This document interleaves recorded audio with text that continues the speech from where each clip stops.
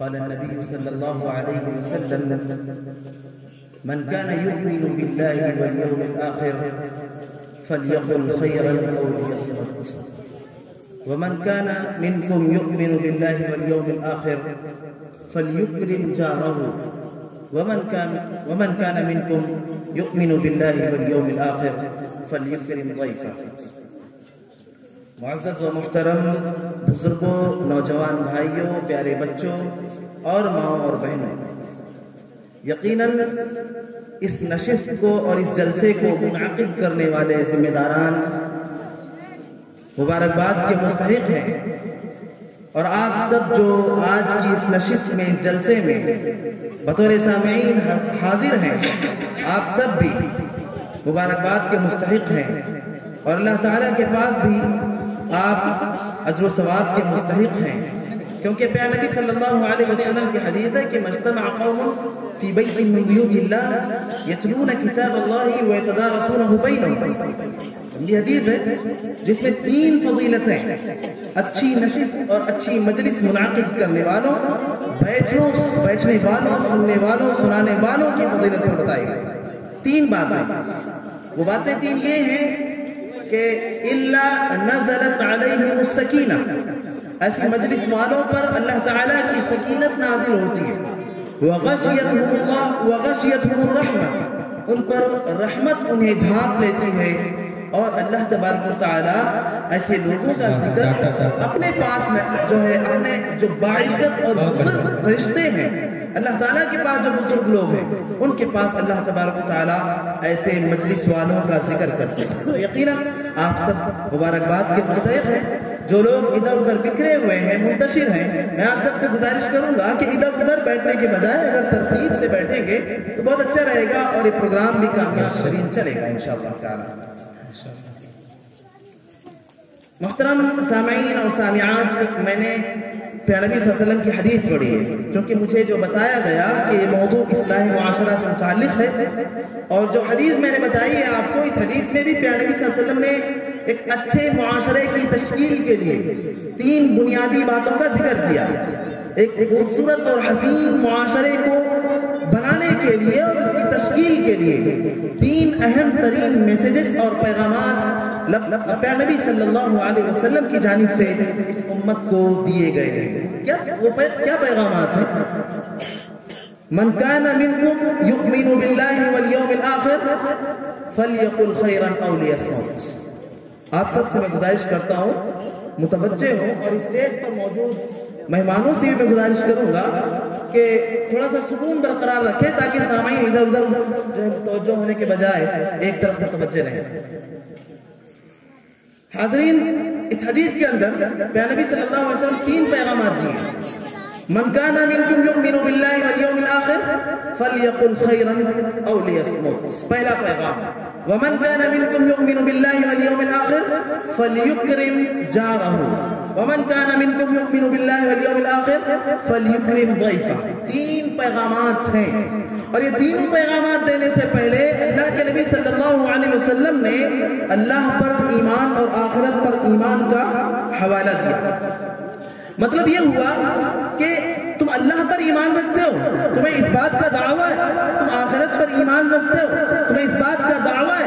اگر تم اس بات کا دعویٰ کرتے ہو تو تمہیں یہ کام کرنا، اور اگر تم یہ کام نہیں کرتے، ایمان کا دعویٰ بھی کرتے ہو لیکن یہ کام تم نہیں کرتے، گویا کہ تمہارا ایمانی دعویٰ کھوکھلا ہے، گویا کہ تم جس بات کا دعویٰ کر رہے ہو تم اپنے دعوے میں جھوٹے ہو.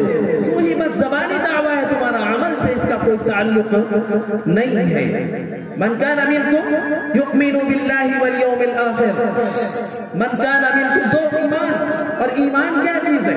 ایمان کہتے ہیں اقرار باللسان وتصدیق بالجنان وعمل بالارکان، هذا هو الایمان. ایمان کیا ہے؟ زبان سے اقرار کرنا، دل سے تصدیق کرنا، اور کیا ہے؟ جس بات کا اقرار ہم زبان سے کر رہے ہیں، جس چیز کو ہم دل میں، جس چیز کی تصدیق کر رہے ہیں، جس چیز کو ہم دل میں مان رہے ہیں، ان زبان سے اقرار کی جانے والی اور دل سے تصدیق کی جانے والی چیزوں کو اپنے اعضاء و جوارح سے عمل میں لانا. یعنی جو ہم زبان سے کہہ رہے ہیں، جو ہمارا دل مان رہا ہے، اس چیز کو ہم عملی طور پر بھی انجام دیں، کریں صرف زبانی دعویٰ نہ ہو، زبان پر کچھ اور ہو، دل میں کچھ اور ہو اور کرے کچھ اور۔ میرے بھائیوں اور دوستوں، ایمان یہ نہیں ہے جس شخص کے اندر ان تینوں میں سے کوئی ایک چیز بھی کم ہے، ان تینوں ارکان میں سے کوئی ایک رکن بھی کم ہے، اس کا ایمانی دعویٰ جھوٹا ہے، وہ ایمان اس کا مکمل نہیں ہے، اس کا ایمان کا دعویٰ کھوکھلا ہے۔ کہہ رہا ہے کہ میں اللہ پر ایمان رکھتا ہوں، زبان سے تو کہہ رہا ہے، دل سے نہیں مانتا، اور اس دل سے نہ ماننے کا معاملہ جو ہے اس کے اعضاء و جوارح سے واضح ہو رہا ہے، ظاہر ہو رہا ہے، کیونکہ اس کا عمل اللہ تعالیٰ کے بتائے ہوئے احکام کے مطابق نہیں ہے، اس کا عمل اللہ تعالیٰ کے بتائے ہوئے اوامر کے مطابق نہیں ہے۔ اللہ جیسے کہہ رہے ہیں ویسے وہ نہیں کرتا، پھر نبی جسے تعلیمات دے رہے ہیں ویسے وہ نہیں کرتا۔ زبان سے تو کہتا ہے کہ میں اللہ پر ایمان لاتا ہوں، لیکن دل سے وہ نہیں مانتا، اور دل سے نہ ماننے والی بات یہ اس کے اعمال سے ظاہر ہوتی ہے۔ اللہ تعالیٰ نے یہاں پر، نبی صلی اللہ علیہ وسلم نے یہاں پر ایمان کا حوالہ دیتے ہوئے کہا، اگر تم ایمان رکھتے ہو تو تمہیں یہ تین کام کرنے۔ اور ایمان کی بات کرتے ہوئے اہم ترین جو ایمان کے جو اجزاء ہیں، اہم ترین جو باتیں ان کا ذکر کیا۔ من کان منکم یؤمن باللہ والیوم الآخر، اللہ پر ایمان اور آخرت کے دن پر ایمان۔ حالانکہ ایمان تو آخری یعنی اللہ تعالیٰ کے پیغمبروں پر بھی ایمان کا ایک حصہ ہے، اسی طریقے سے آسمانی کتابوں پر بھی ایمان، آخرت کے دن پر بھی ایمان، اللہ تعالیٰ پر ایمان کے مختلف حصے ہیں، مختلف ارکان ہیں، مختلف یعنی اسٹیجز ہیں ایمان کے، جن میں سب سے اہم ترین چیز جو ہے ان کا ذکر اللہ تعالیٰ نے، نبی نے یہاں کیا ہے کہ من کان منکم یؤمن باللہ، اللہ تعالیٰ پر جو ایمان رکھتا ہے۔ اب ہم زبان سے کہیں کہ اللہ تعالیٰ کا وجود ہے، دل سے بھی اس بات کو مانیں، پھر اللہ تعالیٰ کے جو باتیں اللہ نے قرآن میں ہمیں بتلائی ہیں، جو تعلیمات اللہ نے ہمیں دی ہیں، ان تعلیمات کے مطابق اپنی زندگیوں کو کریں، تب تو ہمارا ایمان مضبوط ہوگا، تب تو ہمارا ایمانی دعویٰ سچا ہوگا، ورنہ جب ہمارا دعویٰ کھوکھلا اور جھوٹا ہوگا اور ہم اپنے دعوے میں جھوٹے ہوں گے۔ اسی طریقے سے نبی نے ایمان کی جب بات کہی تو وہاں پر بتلایا کہ وَمَنْ كَانَ مِنْكُمْ يُؤْمِنُ بِاللَّهِ وَالْيَوْمِ الْآخِرِ، اور آخرت کے دن پر ایمان۔ ہم اس دنیا میں اللہ نے ہمیں بھیج دیا اور ایک ہی مقصد بتایا ہمیں کہ وَمَا خَلَقْتُ الْجِنَّ وَالْإِنسَ إِلَّا لِيَعْبُدُونِ، ہم نے انسانوں کو اور جناتوں کو صرف اور صرف کس لیے بنایا، کیوں پیدا کیا؟ کوئی بتائیں گے؟ کوئی بتائیں گے کس لیے؟ اللہ تعالیٰ نے ہمیں ماشاءاللہ کہنا رہا، محمد توفیق صاحب نے جواب دیا، ماشاءاللہ بڑی خوشی ہوئی۔ عام طور پر لوگ باتیں تو سنتے ہیں اور وقت بھی دیتے ہیں لیکن باتوں کو محفوظ نہیں کر پاتے، اٹھتے ہیں یہاں سے ایک کان سے سنا دوسرے کان سے ختم۔ ایسا نہیں ہونا چاہیے، جو باتیں سنیں کم سے کم اگر ہم 100% سن رہے ہیں، کم از کم ایٹ لیسٹ 20% تو ہمارے ذہن میں محفوظ ہونا چاہیے۔ پر اللہ تعالیٰ نے ہمیں اس دنیا کے اندر اپنی عبادت کے لیے بھیجا ہے۔ وَمَا خَلَقْتُ الْجِنَّ وَالْإِنسَ إِلَّا لِيَعْبُدُونَ، اللہ نے ہمیں پیغام دیا۔ اب ہم اس دنیا میں آنے کے بعد اللہ تعالیٰ کے بتلائے ہوئے اس مقصد کو یاد رکھیں، اور کب یاد رکھیں گے؟ جب ہمیں آگے کا جو لاسٹ اسٹیج جو ہے وہ ہمارے ذہن میں ہوگا، ہمارے ذہن میں ہوگا کہ ہم اس دنیا میں آئے ہیں، آخر پھر ہمیں جانا ہے، اور ہم جس مقصد سے آئے ہیں اگر ہم اس مقصد کو پورا نہیں کرتے تو یہاں سے جانے کے بعد ہمارا حساب و کتاب ہوگا، ہم سے سوال ہوگا، ہم سے بات پرس ہوگی، ہم سے پوچھا جائے گا، اور اگر ہم نے اس مقصد کو پورا نہیں کیا ہے تو کل قیامت کے دن جب اللہ ہم سے پوچھے گا تو میں کیا جواب دوں گا؟ یہ احساس ہمارے دلوں میں ہونا چاہیے، اور اسی احساس کو ذہنوں میں محفوظ رکھنے کے لیے اللہ تعالیٰ نے ایک اہم ترین ایمان کا ایک اہم ترین حصہ آخرت پر بھی ایمان بتلایا ہے۔ اور پیارے نبی نے چونکہ آخرت پر ایمان بھی بہت اہم ایمان کے حصوں میں سے ایک بہت اہم حصہ ہے، اس لیے اس کا ذکر بھی کیا ہے کہ وَمَنْ كَانَ مِنْكُمْ يُؤْمِنُ بِاللَّهِ وَالْيَوْمِ الْآخِرِ یؤمن باللہ والیوم الآخر، اور آخرت کے دن پر جو ایمان رکھتا ہے۔ اچھا، اللہ پر اور آخرت کے دن پر جو ایمان رکھتا ہے اسے کرنا کیا ہے؟ کیا کرے وہ؟ ایک اچھے معاشرے کی تشکیل کے لیے، ایک خوبصورت معاشرے کے بنانے کے لیے، ایک ایسا انسان جو اللہ پر اور آخرت کے دن پر ایمان رکھتا ہے وہ کیا کرے؟ پیارے نبی نے بتایا کہ فَلْيَقُلْ خَيْرًا أَوْ لِيَصْمُتْ، وہ بات کرے تو اچھی بات کرے ورنہ خاموش رہے، بات کرے تو سچی بات کرے ورنہ چپ رہے، بات بولے تو حق بولے ورنہ اپنے زبانوں کو کنٹرول میں رکھے، زبان کھولے تو اچھی بات کرے ورنہ اپنی زبان کو بند رکھے۔ اللہ تعالیٰ نے انسان کو جو باڈی دی ہے نا، باڈی کے اندر مختلف پارٹس ہیں، ہر ایک کا اپنا ایک استعمال ہے، ہر ایک کا اپنا ایک یوز ہے، اور انہی میں سے ایک حصہ ہے زبان۔ اے نبی نے ایک حدیث میں زبان کے بارے میں، معاذ بن جبل کی حدیث ہے، اس میں کہا کہ هل يكب الناس على وجوههم في النار الا من حصائد السنتهم، انسان اپنی زبان کی کٹائی کی وجہ سے ہی کل قیامت کے دن اپنے منہ کے بل جہنم میں ڈالا جائے گا۔ زبان کی کٹائی کا کیا مطلب؟ یعنی ہم جو کچھ بولتے ہیں، ہماری زبان سے جو باتیں نکلتی ہیں، ہر ایک بات کو محفوظ کیا جاتا ہے۔ اللہ تعالیٰ نے قرآن میں ہمیں بتایا کہ جو بات بھی انسان کی زبان سے نکلتی ہے، ان کندھوں پر موجود فرشتے انہیں محفوظ کر لیتے ہیں، انہیں لکھ لیتے ہیں۔ آج ہمارے موبائل فون میں جو ریکارڈر ہوتا ہے نا، ریکارڈر کا جو اپلیکیشن ہوتا ہے، اسی طریقے سے اور بھی بہت سارے اسباب اور ذرائع ہیں جو ہماری باتوں کو محفوظ کرتے ہیں، ہماری باتوں کو، آواز کو ہماری ریکارڈ کر لیتے ہیں۔ موبائل فون میں بہت سارے فنکشنز آتے ہیں جس میں آواز ہی کیا، ہماری ویڈیوز بھی محفوظ ہو جاتی ہیں، ہے کہ نہیں ہے؟ اللہ تعالیٰ نے آج سے کئی سو سال پہلے ایک ریکارڈر ہمیں دیا، اور ہمارے اپنے کندھوں پر اللہ تعالیٰ کی جانب سے فرشتے محفوظ ہیں جو ہماری باتوں کو نوٹ کرتے ہیں، جو ہماری باتوں کو لکھتے ہیں۔ بس ہماری زبان سے اگر کچھ غلط نکلتا ہے تو بس یہ غلط نکلنے والی بات ہی ہمارے جہنم میں جانے کا سبب بن جاتی ہے۔ نبی نے کہا مَن يَضْمَنِّ مَا بَيْنَ لِحْيَيْهِ وَمَا بَيْنَ رِجْلَيْهِ أَضْمَنْ لَهُ الْجَنَّةِ۔ اتنا عظیم پیغام، اتنی عظیم بات سنیں ذرا آپ سب۔ اے نبی نے کہا کہ جو مجھے اپنی زبان اور اپنی شرمگاہ کی ضمانت دے دے، میں اس کی جنت کی ضمانت دیتا ہوں۔ سبحان اللہ۔ یعنی ہم اگر اپنی زبان کا غلط استعمال نہ کرنے کا وعدہ کر لیں، ہماری زبان سے نکلنے والی بات صرف اچھی بات ہو، غلط بات نہ نکلے، کسی کی غیبت میں ہماری زبان کا استعمال نہ ہو، کسی کی بدگوئی ہماری زبان سے نہ ہو، کسی کی چغلی ہماری زبان سے نہ ہو، کسی کے خلاف سازش ہماری زبان سے نہ ہو، کسی کے خلاف برائی والی باتیں ہماری زبان سے نہ ہو۔ مَن يَضْمَنْ لِي مَا بَيْنَ رِجْلَيْهِ وَمَا بَيْنَ لِحْيَيْهِ أَضْمَنْ لَهُ الْجَنَّةِ۔ اے نبی کہتے ہیں کہ میں اس کی جنت کی ضمانت دیتا ہوں۔ دنیا میں کم سے کم اپنی زبان پر کنٹرول کر لو، اپنی زبان کا صحیح استعمال کر لو۔ اے نبی نے کہا کہ اپنی زبانوں کو اللہ کے ذکر سے تر رکھو، اپنی زبانوں کو اللہ کے ذکر سے تر رکھو۔ اے نبی کا یہ معمول تھا، کہتے ہیں کہ میں دن بھر میں 100 سے زیادہ مرتبہ اللہ تعالیٰ کے بارگاہ میں استغفار کرتا ہوں، اپنی غلطیوں کا اللہ تعالیٰ سے معافی مانگتا ہوں، اور کہتے ہیں ہر وقت پہ نبی صلی اللہ علیہ وسلم اپنی زبان پر اللہ تعالیٰ کا ذکر اپنا اللہ تعالیٰ کا ذکر رکھتے تھے، سوائے جس وقت حمام میں جاتے تھے، بیت الخلاء میں جاتے تھے، اللہ تعالیٰ کے ذکر سے دور رہتے تھے، لیکن جیسے ہی وہاں سے باہر نکلتے آپ کی زبان پر دعا ہوتی تھی، غفرانک، اے اللہ میں کچھ لمحے تیرے ذکر سے دور رہا، کچھ لمحے میں تجھے یاد کرنے سے دور رہا، تو مجھے معاف کر دے، تو مجھے معاف کر دے۔ ہمیشہ اللہ تعالیٰ کے ذکر میں آپ کی زبان تر رہا کرتی تھی۔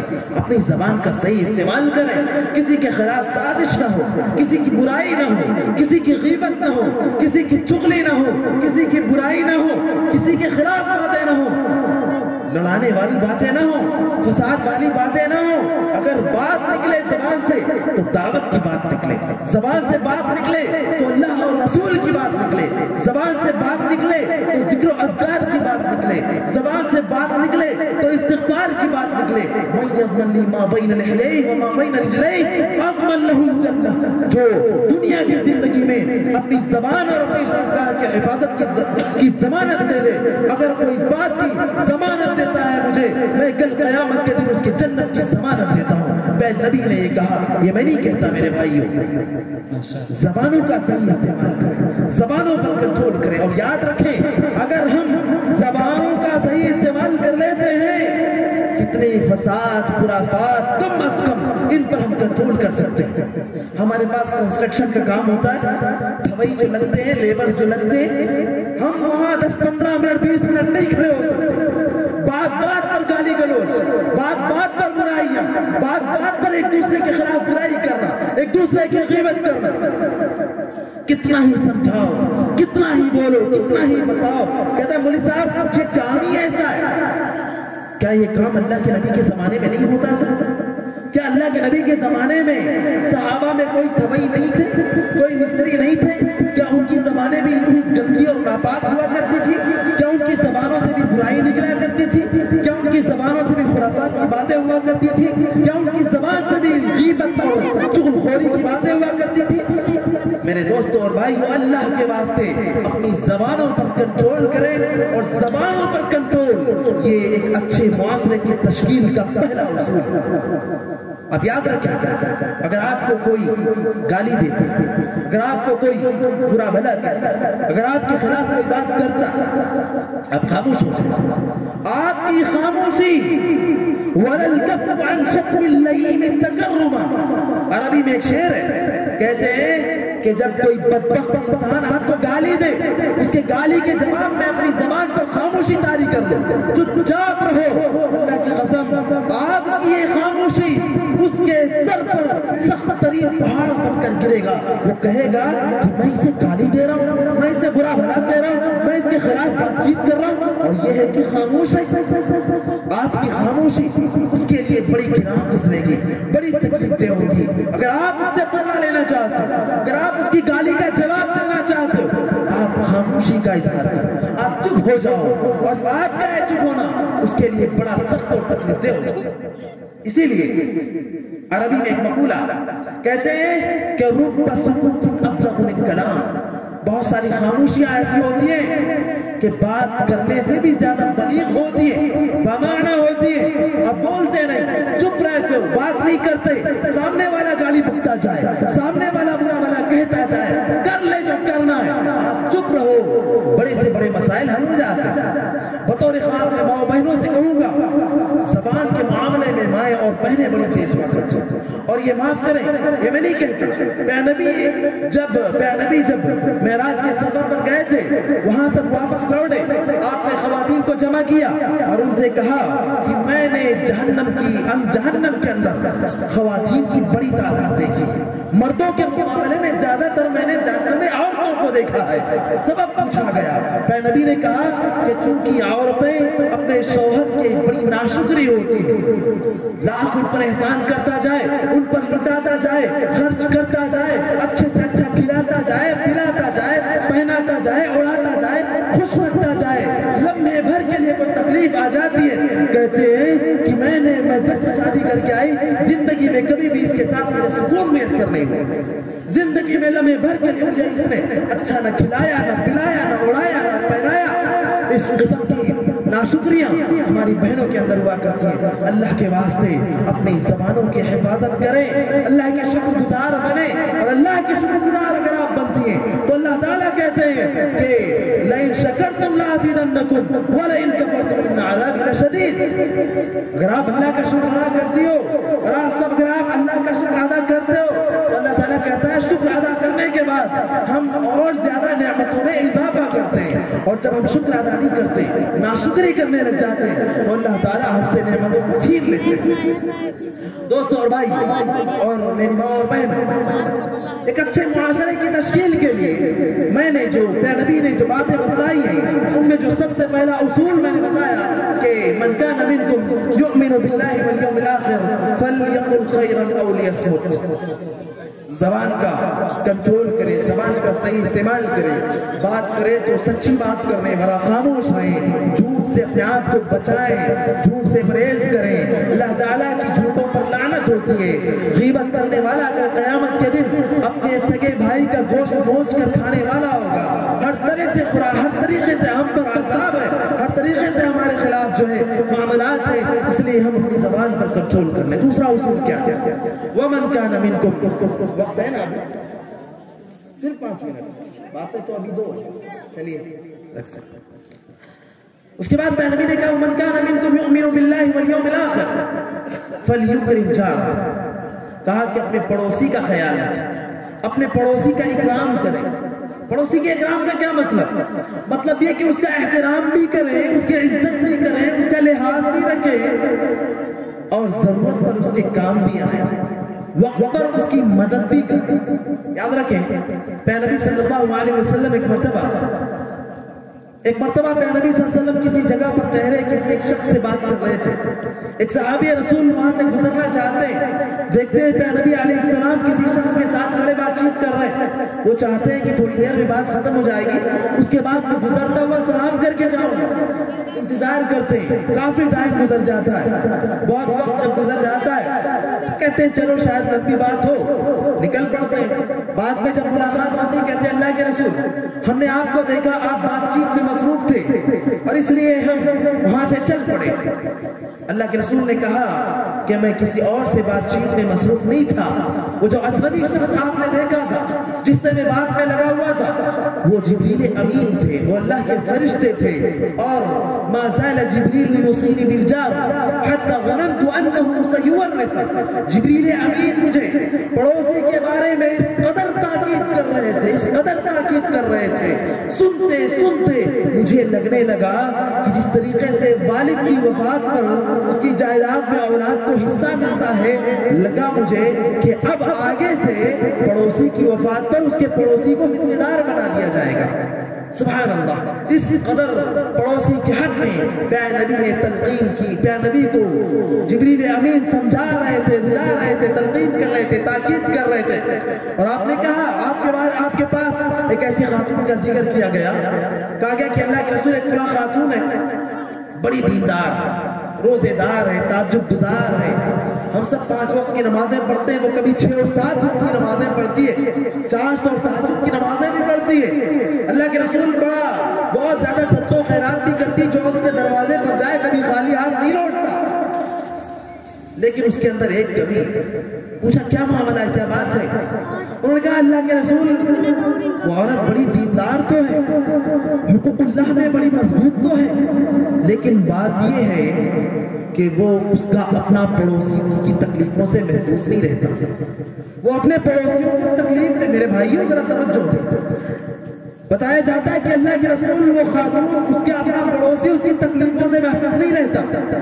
اللہ کے رسول نے کہا کہ وہ عورت نمازی تو ہے، تہجد گزار تو ہے، روزے دار تو ہے، صدقہ و خیرات کرنے والی تو ہے، ہر طریقے کی نیکیاں اس کے اندر پائی جاتی ہیں، لیکن سب سے بڑی چیز اور سب سے بڑا معاملہ جو ہے اس کا اپنا پڑوسی اس کی تکلیفوں سے محفوظ نہیں ہے، لہٰذا وہ عورت جہنمی ہے۔ اللہ اکبر۔ پھر ایک اور عورت کا ذکر کیا گیا، صحابہ نے کہا اللہ کے رسول ایک اور عورت ہے، وہ بہت زیادہ نمازی تو نہیں ہے، فرض نمازیں پڑھتی ہے اور صدقہ و خیرات بھی کر دیتی ہے لیکن بہت زیادہ نہیں، روزے بھی رکھتی ہے، فرض روزے رکھ لیتی ہے، لیکن اس کے پڑوسی اس سے خوش رہتے ہیں، وہ کبھی اپنے پڑوسیوں کو تکلیف نہیں دیتے، اپنے پڑوسیوں کو پریشان نہیں کرتے، اس کے اپنے پڑوسی اس کی تکلیفوں سے محفوظ ہیں۔ اللہ کے رسول نے کہا یہ عورت جنتی ہے، گرچہ عبادت میں مضبوط نہیں ہے، گرچہ صدقہ و خیرات زیادہ نہیں کرتی، نمازیں زیادہ نہیں پڑھتی، روزے زیادہ نہیں رکھتی، لیکن چونکہ اس کا پڑوسی اس کی تکلیفوں سے محفوظ ہے، اس لیے یہ عورت جنتی ہے۔ اپنی 5 وقتہ نمازوں اور اپنے صدقہ و خیرات، اپنے روزوں اور ان سب پر گھمنڈ نہ کریں۔ آپ کا اپنا پڑوسی اگر آپ سے تکلیف محسوس کرتا، آپ کا اپنا پڑوسی اگر آپ سے پریشان ہے تو یاد رکھیں آپ کا اللہ تعالیٰ کے پاس آپ کا معاملہ خطرناک ہونے والا ہے۔ ایک آخری پیغام میں آپ کو دے کر بات ختم کروں گا۔